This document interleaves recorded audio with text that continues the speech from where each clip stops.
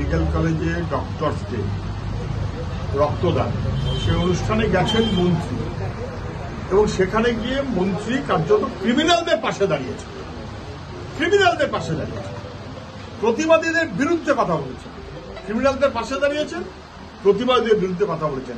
ছোট ছোট ঘটনা নিয়ে হই হই হই হই হচ্ছে। কোনটা ছোট ঘটনা?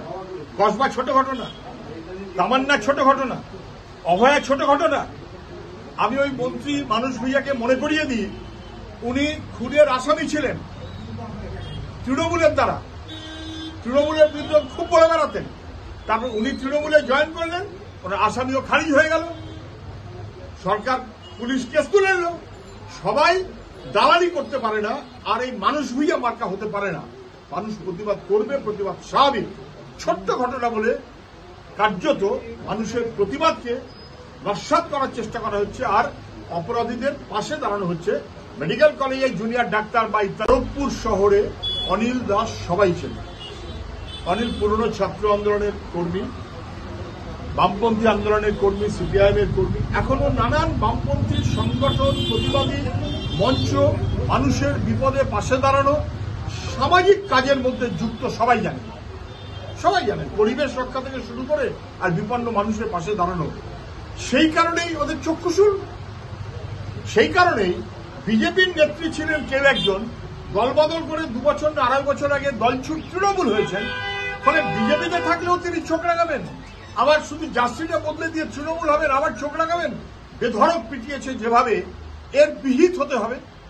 এর বিহিত ওরা প্রশাসন করছে না, এখনো কাউকে গ্রেপ্তার করেনি, থানায় নিয়ে গিয়ে ছেড়ে দিয়েছে। সবাই জানেন কোর্টে অনিল দাস সহ সবাই যাবে এবং গোটা খড়গপুরের মানুষ এর প্রতিবাদে রাস্তায় দাঁড়াচ্ছেন। সরকার যখন ব্যর্থ তখন কোর্টের কাছে যেতেই হয়। বিহারারা কলকাতায় প্রতিদিন গোটা রাজ্যেই বিক্ষোভ করছেন, প্রতিবাদ করছেন, আজকেও প্রতিবাদ মিছিল করছেন। কোর্ট প্রশ্ন করেছে যে কিভাবে, কেন এই পরীক্ষার বিধি বদল হচ্ছে, কেন নিয়োগের নীতি বদল হচ্ছে, কেন? তাহলে আসলে যারা পিছনের দরজা দিয়ে টাকা দিয়ে যারা চাকরি পেয়েছে তাদেরকে খারিজ করার মনোভাব না হয়ে তাদেরকে প্রশ্রয় দেওয়ার মনোভাবে কর্তৃপক্ষ চলছে। সরকার চলছে যারা চাকরি চোর তাদের পাশে দাঁড়িয়ে, যারা যোগ্য তাদের খারিজ করার জন্য। ফলে প্রতিবাদ স্বাভাবিক, এবং প্রতিবাদ যারা করছেন তারা বলছেন আমাদের ওএমআর শিট বার করো। সহজ গল্প, ওএমআর শিট বার করলে এত প্রশ্ন করার কোনো দরকার হয় না।